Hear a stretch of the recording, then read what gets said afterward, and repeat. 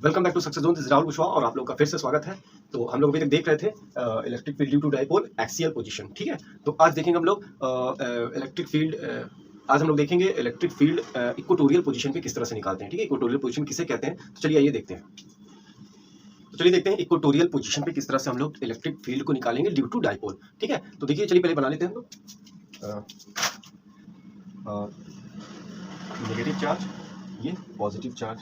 हम लोगों को डाइपोल बनाना आता है। ठीक है, डाइपोल बनाना है और ये हमारे बीच की डिस्टेंस कितनी हो जाती है 2L।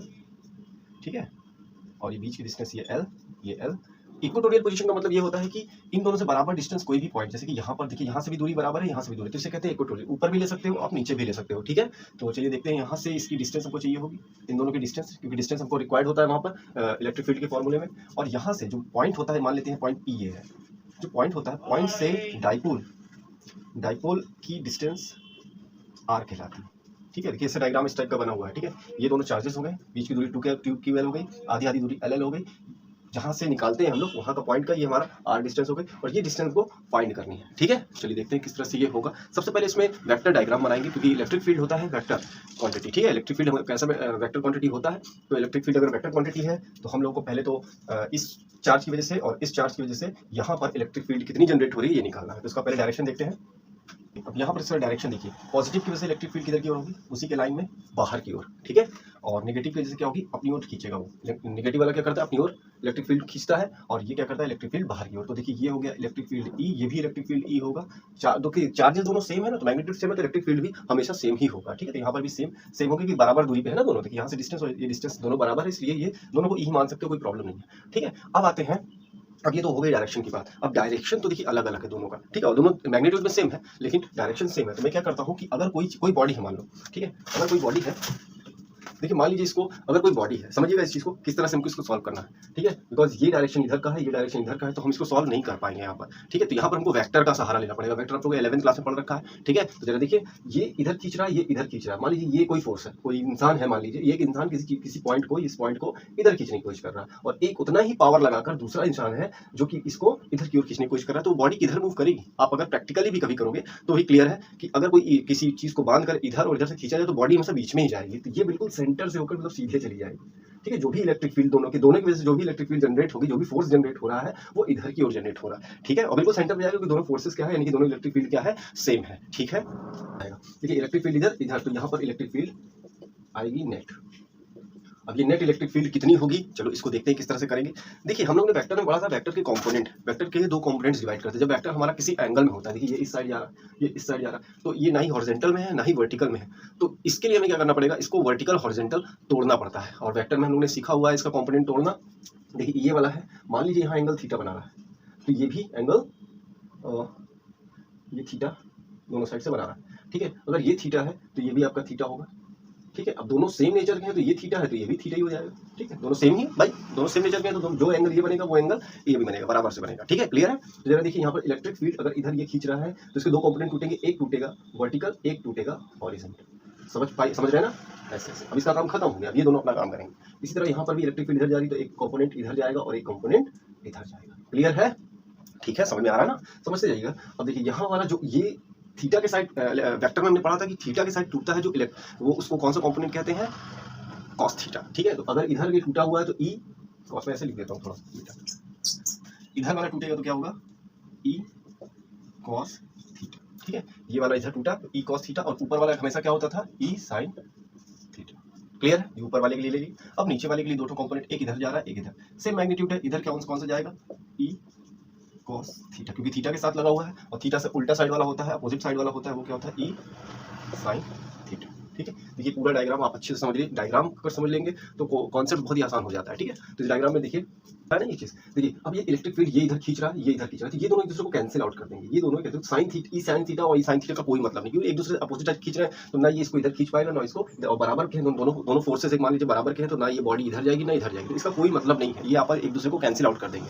ठीक है, रही बात इसकी बात, ये वाले दोनों फोर्सेस की, सॉरी ये दोनों इलेक्ट्रिक फील्ड ये इसको इधर की ओर ढकेले, यानी कि इलेक्ट्रिक फील्ड इधर की ओर इसको ले जाने की कोशिश करेगा, या इधर इलेक्ट्रिक फील्ड जनरेट करेगा इन दोनों की वजह से। तो चलिए इसको ही निकाल देते हैं, और ये दोनों मिला के नेट फील्ड हो जाएगा, यानी कि electric field E net is equal to क्या हो जाएगा, ये प्लस ये कितना हो गया, 2E cos थीटा। बहुत ही सरल हो गया, बहुत ही आसानी से आप कर सकते हैं। आपने फॉर्मूला पढ़ा है E is equal to electric field का फॉर्मूला क्या होता है, K Q upon R square. सबसे बड़ी समस्या है यहाँ पर आर स्क्वायर की। तो चलिए आइए पहले डिस्टेंस निकालते हैं कि यहाँ से यहाँ तक की डिस्टेंस कितनी होगी। ये डिस्टेंस दोनों सेमी डिस्टेंस होगी तो कितनी डिस्टेंस होगी। तो देखिए ये एल है ये आर है, तो Pythagoras H is equal to T square plus B square. ठीक है, एच कितना है आपका आज का हमको पता ही नहीं है, तो H is equal to under root P कितना है आपका perpendicular R square plus B कितना है हमारा एल स्क्वायर। ठीक है, तो ये हमारा बीच की डिस्टेंस आ गई। तो यहाँ पर हम डिस्टेंस रखेंगे और डिस्टेंस का स्क्वायर होता है क्या होता है, K Q upon R square. Distance कितनी है इसके बीच की, under root R square plus L square. ठीक है, जरा ध्यान से समझिएगा। एक और चीज कॉस थीटा, अब कॉस थीटा भी यहाँ से हम निकाल सकते हैं in term of R and L. ठीक है, निकाला जा सकता है। तो चलो इधर कॉस थीटा भी निकाल लेते हैं। Cos theta is equal to क्या होता है, base upon cos theta is equal to क्या होता है, बेस अपॉन हाइपोटेन्यूज। ठीक है, तो बेस देखिए हमारा कितना है एल, हाइपोटेन्यूज कितना निकाल के बैठे हो, ये निकाल रखा है। ठीक है, तो क्या हो जाएगा हमारा L upon under root R square plus L square. Clear है, ये दोनों चीज निकाली यहाँ पर रख देते हैं। ये हो जाएगा एल अपॉन ये cos थीटा की वैल्यू रख रहा हूँ अंडर रूट, सॉरी यहाँ पे स्क्वायर भी था। ठीक है, आर स्क्वायर होता है ना तो स्क्वायर भी था। ये हो जाएगा हमारा कितना R square plus L square. ठीक है, 2k क्यू एल अपॉन इसका स्क्वायर करेंगे आर स्क्वायर प्लस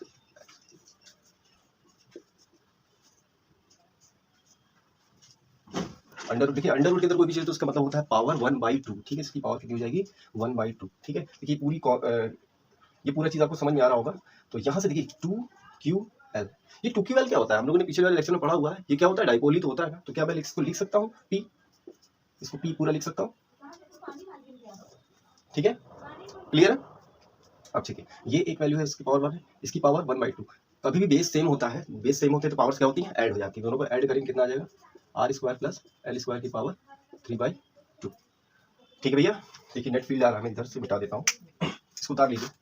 ठीक है, देखिए यहाँ पर एक चीज देखिए जरा, एल मैंने पहले बताया था कि डाइपोल में जो डिस्टेंस बीच की होती है बहुत छोटी होती है। तो L is very small, L is very,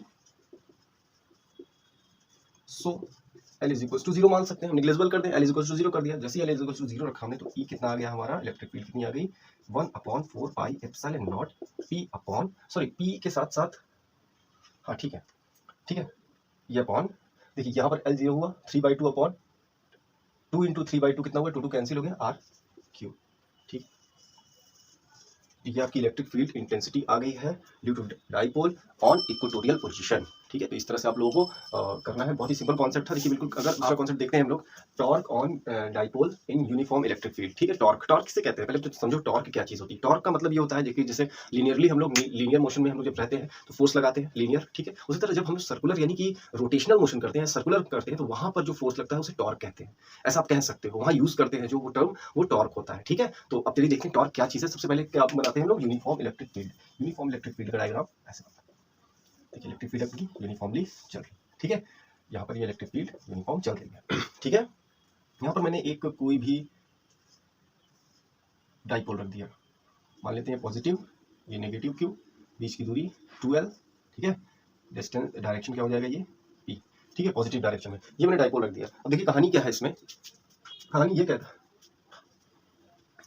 देखिए कहानी क्या है इसमें, कहानी ये कहता है कि भाई अगर ये चार्ज है और इलेक्ट्रिक फील्ड बाहर से कोई आ रही है, मतलब अलग से कोई इलेक्ट्रिक फील्ड उसमें लग रही है, तो इलेक्ट्रिक फील्ड अगर इस पर चार्ज पर कोई ना कोई फोर्स तो लगाएगी और इसको क्या करेगी, आगे बढ़ाने की कोशिश करेगी। वही तरह इसको भी ये आगे बढ़ाएंगे। अब ये तो पूरा का पूरा एक डाइपोल है, ये आगे तो जाएंगे नहीं, तो वो क्या करेंगे, ऐसे घूम जाएंगे, मतलब ऐसे थोड़ा सा घूमेगा एंगल से। ठीक है, किसी एंगल से वो घूम के सीधा हो जाए, हो सकता है सीधा हो जाए, ऐसा घूम के सीधा हो जाए। तो सीधा होने का मतलब, जैसे आप लोगों ने नल देखा है, नल की बहुत ही टैप होती है, टोटी होती है, टोटी को कैसे घुमाते हो, दोनों साइड से ऐसे। ठीक है, ऐसे घुमाते हो, वहां पर आप रोटेट कर रहे हो उसको। ठीक है, तो उसी तरह से यहाँ पर भी ये इसको रोटेट करने की कोशिश करेगा, और रोटेट करेगा तो वहां पर कौन सा फोर्स, यानी कि फोर्स जो कि हम लोग रोटेशनल मोशन में लेके आते हैं, वो कौन सा फोर्स होता है, टॉर्क लेते हैं। तो यहाँ पर टॉर्क लगेगा, वही टॉर्क की वैल्यू हमें निकालनी है। ठीक है, क्लियर है। यहाँ पर इलेक्ट्रिक फील्ड के वजह से फोर्स कुछ लगेगा पॉजिटिव के लिए, यहाँ पर इलेक्ट्रिक फील्ड की वजह से फोर्स लगेगा नेगेटिव के लिए। ये फोर्स होगा कितना, फोर्स इज इक्वल टू कितना होगा, Q इंटू ई, पॉजिटिव के लिए। ठीक है, अच्छा ये कैसे आया, याद है आपको, electric field is equal to force upon charge होता था, तो यहाँ पर फोर्स इज इक्वल टू क्या आ जाएगा, Q इंटू ई, यहाँ से आया। ठीक है, ये आपको याद होना चाहिए। ठीक है, तो फोर्स और नेगेटिव वाले के लिए भी इतना ही लगेगा, Q इंटू ई। बस डायरेक्शन क्या होगा, उल्टा होगा, इसलिए मैंने नेगेटिव ले लिया, लेकिन हमको मैग्नीट्यूड लेना है। ठीक है, टॉर्क का फॉर्मूला होता है, टॉर्क याद रखिएगा आप लोग, फॉर्मूला टॉर्क होता है हमेशा फोर्स मल्टीप्लाइड बाय डिस्प्लेसमेंट,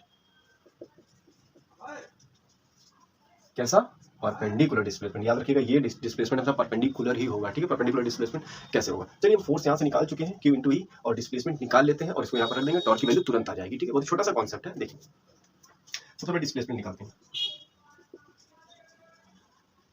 देखिए डिस्प्लेसमेंट क्या हो जाएगा, डिस्प्लेसमेंट दिक्कत इस बात की है कि ये परपेंडिकुलर डिस्प्लेसमेंट की बात कर रहा है। परपेंडिकुलर डिस्प्लेसमेंट कैसे निकालेंगे, जैसे देखिए अगर मान लीजिए फिक्स पॉइंट मान लें, अब ये बॉडी कैसे घूमना चाहिए, ऐसे देखिए फोर्स इधर लगा रहे हो तो ये बॉडी आगे तो जाएगी नहीं क्योंकि पूरा का पूरा बंधा हुआ है, तो ये कैसे घूमना चाहिए, ऐसे सर्कुलर। अगर इसको फिक्स मान लें, ठीक है, तो ये ऐसे सर्कुलर सर्कुलर ऐसे मोशन करना चाहेगी, या बीच से मान ली सर्कुलर मोशन ऐसे घूमना चाहेगा वो ऐसा करके, ठीक है, घूमना चाहेगा। तो ये जब इधर घूमना चाहेगा तो उसकी परपेंडिकुलर इसकी एक्सिस कौन सी हो जाएगी, ये इसकी एक्सिस बन जाएगी, ठीक है, इसी के अबाउट वो रोटेट करेगा, ठीक है, तो ये एक्सिस बन जाएगी, इससे परपेंडिकुलर डिस्टेंस हम देते हैं। लेकिन ये डिस्टेंस निकाल ली जाए, ये वाली डिस्टेंस निकल जाएगी तो हमारा काम हो जाएगा, हमको डिस्प्लेसमेंट मिल जाएगा। ये डिस्टेंस आसान है निकालना। मान लीजिए एंगल कितना बना रहा है पहले, थीटा, ठीक है, तो ये डिस्टेंस कैसे कैसे निकालेंगे, ये दिया हुआ है, ये नहीं पता है, एंगल दिया हुआ है, निकालें। कैसे निकलता है भैया, इसमें उसमें क्या रिलेशन होता है, ये परपेंडिकुलर है, ये हाइपोटेन्यूस, तो sine theta is equal to perpendicular P मान लो इसको, और ये डी मान लो, जो भी मानना चाहे, और ये 2, तो पी इज इक्वल टू क्या आ जाएगा, परपेंडिकुलर डिस्टेंस कितनी आ जाएगी आपकी 2l साइन थीटा। ठीक है, डिस्टेंस निकाल आई है, फोर्स हम निकाल चुके हैं, ठीक है, सीधे रख देते हैं टॉर्क में। Torque is equal to force कितना है हमारा, Q into E multiplied by displacement कितना है 2l साइन थीटा, ठीक है। Torque is equal to 2ql E sine theta. आपने पढ़ा है 2ql कितना होता है, P is equal to 2ql, आपने पढ़ा हुआ है पहले, ठीक है।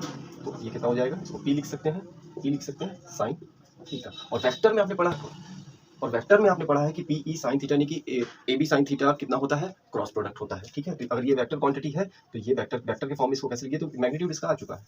और वेक्टर के फॉर्म में अगर लिखना है इसको, तो वेक्टर के फॉर्म में ऐसे लिख सकते हो आप, is equal to P cross E, ये है वेक्टर, ठीक है। उसकी यूनिट जो होती है न्यूटन मीटर, ठीक है, आपको याद रखनी है। तो ये है आपका टॉर्क का कॉन्सेप्ट, टॉर्क कितना लगेगा यहाँ पर, पी ई साइन थीटा के बराबर लगता है, ठीक है, क्लियर है, हो जाएगा। चलिए नेक्स्ट देखते हैं। देखिए इलेक्ट्रिक फ्लक्स क्या होता है, इलेक्ट्रिक फ्लक्स देखिए ध्यान से देखिएगा, बहुत ही सिंपल कॉन्सेप्ट है। इसके बाद गॉस थ्योरम आएगी, उसमें पूरा रिलेट करेगा इसको, मतलब पूरी तरह से डिपेंड होगा इलेक्ट्रिक फ्लक्स, तो इसलिए इसको समझना आसान जरूरी है, इसको समझना जरूरी है। तो आप देखिए इलेक्ट्रिक फ्लक्स क्या होता है। देखिए कोई ऐसे छोटी सा कोई एक सब एरिया बना लीजिए, जैसे मान लीजिए कोई बोर्ड ले लीजिए, कार्डबोर्ड, ठीक है, ऐसा करके मैंने ले लिया। अब इसमें से इलेक्ट्रिक फील्ड ऐसे पास करा दी मैंने, बहुत सारी इलेक्ट्रिक फील्ड लाइंस पास हो, बाहर से भी जा रही हैं, बाहर से भी जा रही है, ठीक है, इलेक्ट्रिक फील्ड लाइंस यहाँ से पास हो रही है, समझिएगा इस चीज को। तो इलेक्ट्रिक फील्ड लाइंस पास हो रही है, तो देखिए सीधे सीधे होता है इलेक्ट्रिक फ्लक्स क्या होता है कि किसी भी सरफेस एरिया से परपेंडिकुलरली इलेक्ट्रिक फील्ड कितनी लाइंस पास हो रही हैं, यही उसको इलेक्ट्रिक फ्लक्स कहलाता है, यही उसका इलेक्ट्रिक फ्लक्स कहलाता है। बहुत ही सिंपल हो गया, इस सरफेस एरिया से कितनी electric field lines pass, number of electric field lines, कितनी इलेक्ट्रिक फील्ड लाइंस इस सरफेस एरिया से पास आउट हो रही हैं, वो भी परपेंडिकुलरली, उसे क्या कहते हैं, इलेक्ट्रिक फ्लक्स कहते हैं। इलेक्ट्रिक फ्लक्स का सिंबल होता है, ठीक है, फाई से रिप्रेजेंट करते हैं, ठीक है। कितनी पास हो रही हैं, काउंटिंग की बात कर रहा है, तो ये होता है आपका E dot A, area is a, यहाँ पर एरिया जो है इसका ए है, ठीक है। तो E डॉट ए क्यों लगाया मैंने, क्योंकि ये एक स्केलर क्वांटिटी होती है, ये वेक्टर क्वांटिटी नहीं होती, और वेक्टर क्वांटिटी में हम लोग क्रॉस लेते थे, और जो स्केलर होता है वो डॉट प्रोडक्ट होता है। तो E डॉट ए, देखिए E वेक्टर क्वांटिटी, ए भी एक वेक्टर क्वांटिटी है, एरिया वेक्टर है, ठीक है। तो E डॉट ए हम लोग ने वेक्टर वहां पर क्या पढ़ा था, तो E डॉट ए जो है हम लोगों ने क्रॉस डॉट प्रोडक्ट में क्या पढ़ा था हम लोगों ने, यहाँ वेक्टर में हमने पढ़ा था E डॉट ए होता है ई ए कॉस थीटा, ठीक है। कॉन्सेप्ट था कि जितनी लाइन पास कर रही है किसी सरफेस एरिया से, वही आपका क्या हो जाता है, इलेक्ट्रिक फ्लक्स हो जाता है। बहुत छोटा सा कॉन्सेप्ट था। तो आज की क्लास अच्छी लगी होगी आपको, और कॉन्सेप्ट अच्छे समझ, नेक्स्ट क्लास में फिर से मिलते हैं। Thank you.